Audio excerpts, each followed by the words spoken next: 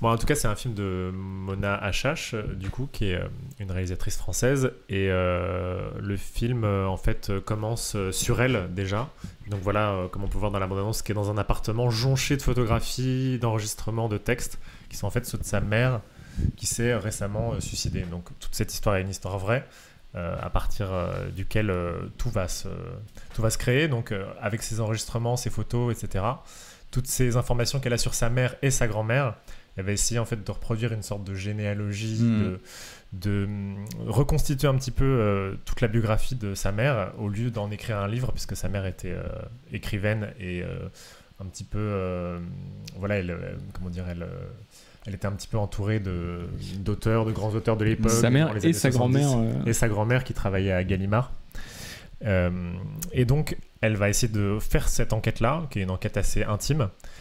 Et elle va demander, en fait, comme vous le voyez, à Marion Cotillard de jouer sa propre mère et de répéter, en fait, les enregistrements qui restent de sa mère.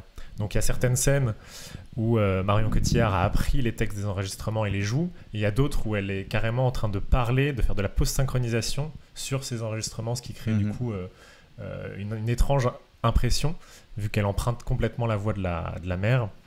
Et ça crée donc vraiment des ponts entre fiction et documentaire qui sont assez intéressants, je trouve. En tout cas, il y a des scènes qui font que le dispositif fonctionne. Moi, c'est un film qui m'a plutôt plu, en tout cas que j'ai trouvé assez impressionnant. Je suis pas forcément fan de ce genre de dispositif toujours. Je sais qu'il y a un film qui est sorti l'année dernière, par exemple, qui s'appelle Les filles d'Olpha. Pas du tout, ah oui, c'est Olpha, pas Olga. C'est Olpha. Olpha. Que j'ai beaucoup moins aimé, qui était un film tunisien. Qui rendait ça un petit peu morbide ou vraiment très étrange. Je trouvais qu'éthiquement c'était un peu spécial et ça mettait pas à l'aise. Là, je trouve qu'elle va chercher des choses plutôt intéressantes et que c'est fructueux comme jeu. Que on nous cache pas de choses, que Marion Cotillard a pas beaucoup son mot à dire en fait.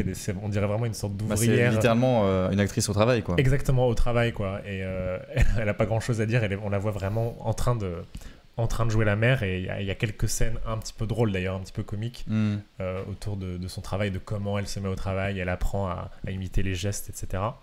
Mais en fait tout ça sert à raconter donc cette histoire assez complexe qui est l'histoire donc de sa mère qui a été qui a traîné dans ces milieux-là et qui a été parallèlement victime d'agressions sexuelles, d'attouchements, etc., de choses qui l'ont beaucoup marqué.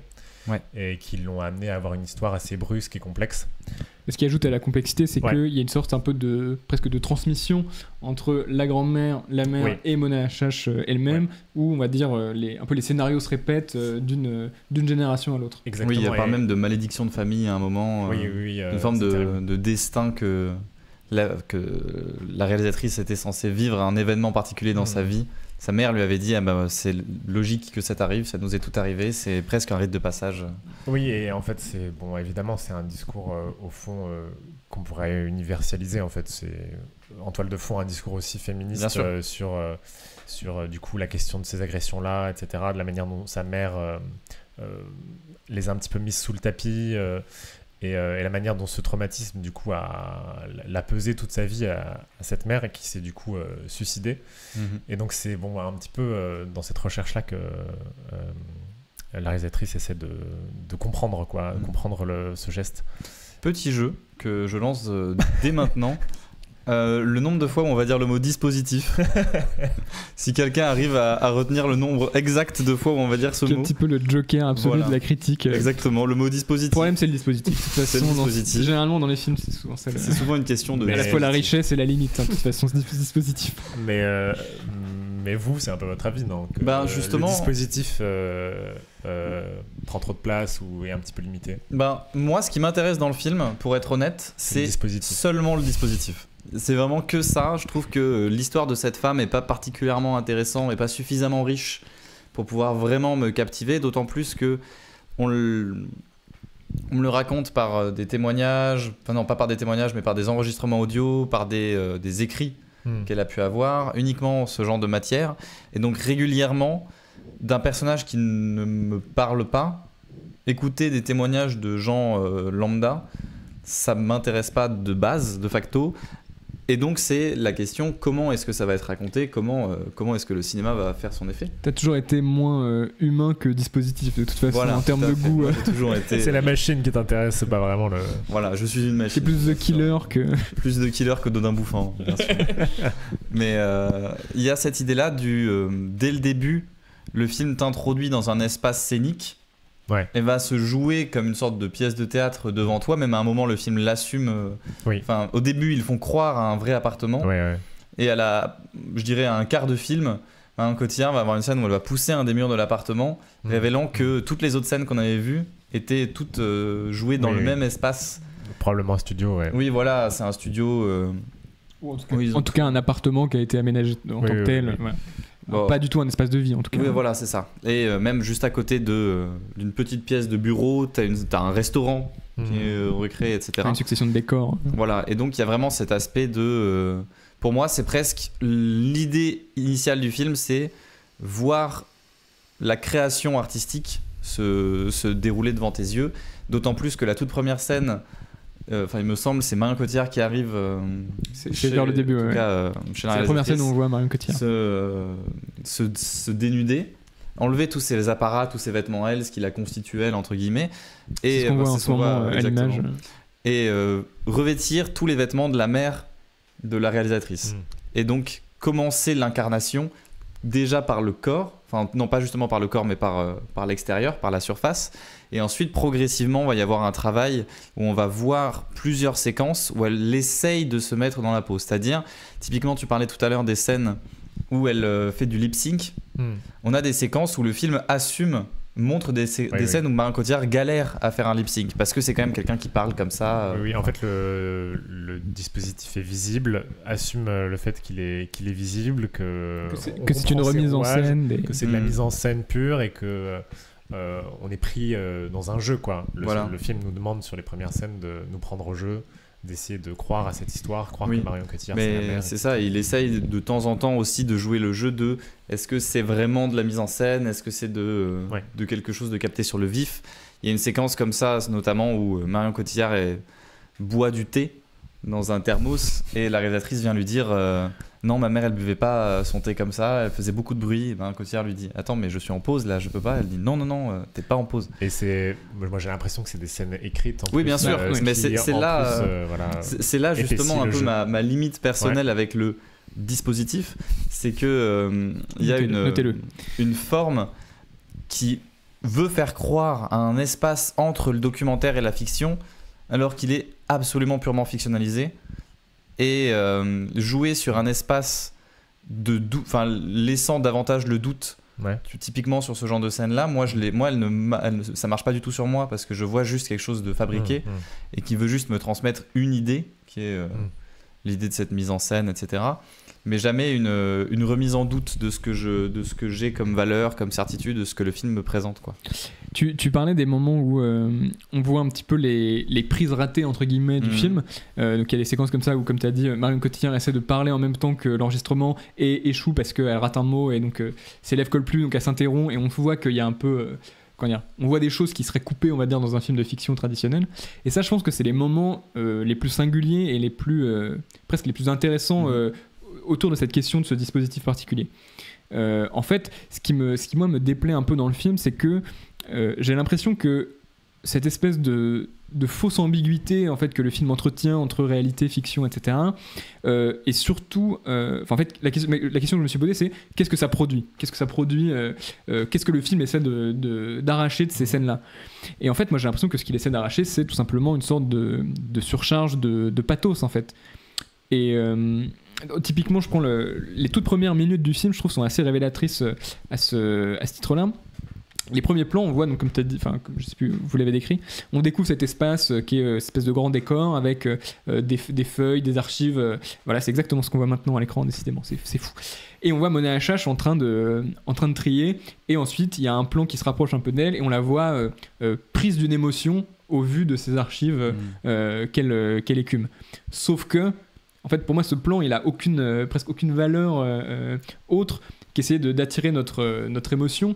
parce que c'est évidemment pas du tout un plan de réalisatrice au travail en fait. C'est la mise en scène. La réalisatrice se place en permanence comme personnage de sa fiction.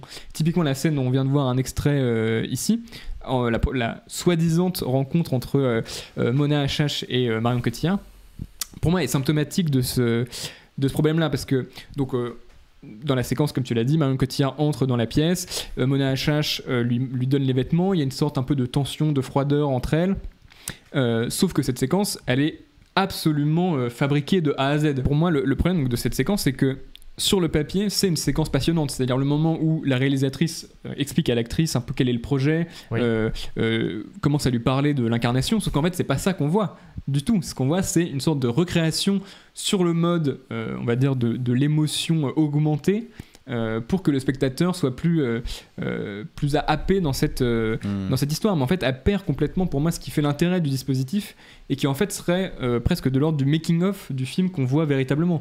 C'est-à-dire, moi j'ai envie de voir la véritable scène où, rencontre entre les deux, où Mona Achache a dû lui expliquer quel était le projet du film et comment est-ce que tout ça s'est passé. Et en fait, tous ces moments qu'elle coupe du film ou qu'elle remet en scène de façon simplifiée, pour moi on perd complètement ce qui aurait pu être singulier et un peu vertigineux, ne serait-ce que la séquence du thé que tu as décrite, bref, que vous avez très bien décrit à deux conjointement, et je l'ai dit, il a fait du lip sync par-dessus, du coup il y a une forme de... pour moi elle est révélatrice de ça, c'est-à-dire que c'est une sorte de séquence un peu de comédie qui ironise un petit peu sur le principe du dispositif, mais en fait la réalité derrière cette séquence, c'est ça que j'aurais voulu voir, c'est-à-dire comment est-ce que la réalisatrice va diriger son actrice, qu'est-ce que ça va laisser filtrer de la façon dont elle perçoit sa mère. Là c'est beaucoup plus intéressant, et puis de fait, moi je trouve que dans le film, on ne voit quasiment pas l'actrice au travail au sens propre, c'est-à-dire comment est-ce qu'elle prépare ce rôle. En fait, on n'en a que des versions qui sont recréées a posteriori et pas du tout révélatrices en fait de qu'est-ce que c'est pour une actrice de se mettre dans le rôle. D'ailleurs, là-dessus, je trouve que le film tombe un petit peu, on le voit dans cette séquence, on va dire, de confrontation, dans une sorte de presque de croyance un peu béate, dans une sorte de mythe un peu acteur studio, à tel point que pareil, le personnage incarné par Mona Achache dans le film semble croire que c'est comme si elle voyait véritablement sa mère à travers Marion Cotillard. Vous avez cité les deux scènes dans lesquelles le personnage de la fille de Mona Achache et de la réalisatrice du coup joue et parle, mais c'est très peu le centre du film. Quand même 95% du film c'est concentré autour de l'histoire de cette femme, de sa naissance, de sa mort, de qu'est-ce qui l'a traversée et quelles ont été ses expériences. Ce qui fait que pour moi, presque tout le film se passe au passé, est écrit, ou en tout cas se raconte dans les années 70, dans le Paris des années 70, dans les endroits où cette femme a vécu, ce qu'elle a vu, les personnages qu'elle a rencontrés. Et c'est comme si la réalisatrice n'avait pas voulu raconter cette histoire sur le mode de la fiction classique, toi qui parlais de fiction classique, pas classique, singulière ou non, et avait voulu trouver une sorte d'entre-deux où, à travers la forme du collage ou de l'installation ou du mélange entre... dispositif exactement. Une sorte de création de mélange entre le théâtre, mais en même temps les enregistrements et en même temps le travail photographique, etc. Créer sa propre manière de faire un film, en tout cas. Sa propre manière, un petit peu sous cloche comme ça, de revitaliser sa mère sans aller à 100% dans le scénario, la fiction. Tout ça, c'est le cadre qui raconte une toute autre histoire, qui est l'histoire d'une femme dans les années 70, sa vie et la difficulté qu'elle a eue à vivre une vie entre ces histoires d'amour et entre plusieurs hommes qui ont rendu son chemin extrêmement compliqué, quoi. Mais pour moi, ce que tu appelles le cadre prend totalement le pas. Enfin, tu vois bien que là, quand on essaie de raconter le film, on passe notre temps à dire en fait c'est l'histoire de Marion Cotillard qui incarne quelqu'un. En fait, cette espèce de dispositif, enfin de fausse histoire d'incarnation, pas incarnation. Pour moi, ça masque complètement. En fait, ça suce une partie du temps du film de façon irrémédiable, quoi. C'est-à-dire, moi, je trouve que le film est en fait le meilleur là où il est le plus simple, en fait, où il se passe de cette espèce de couche un peu freudienne qui m'intéresse pas du tout, où on a soit vraiment strictement une actrice joue un texte. La séquence que tu as décrit, soit quelque chose qui bascule plus vers un horizon documentaire qui est les images d'archives. Et là-dessus, je trouve en plus que le film fait des choses assez assez intéressante qui serait, comme tu l'as dit, en fait, essayer d'attraper une époque et un milieu socioculturel à travers une trajectoire intime. Et en fait, avec cette femme, on voyage à travers mai 68, le New York Underground des années 70. Ça me passionne beaucoup plus, en fait.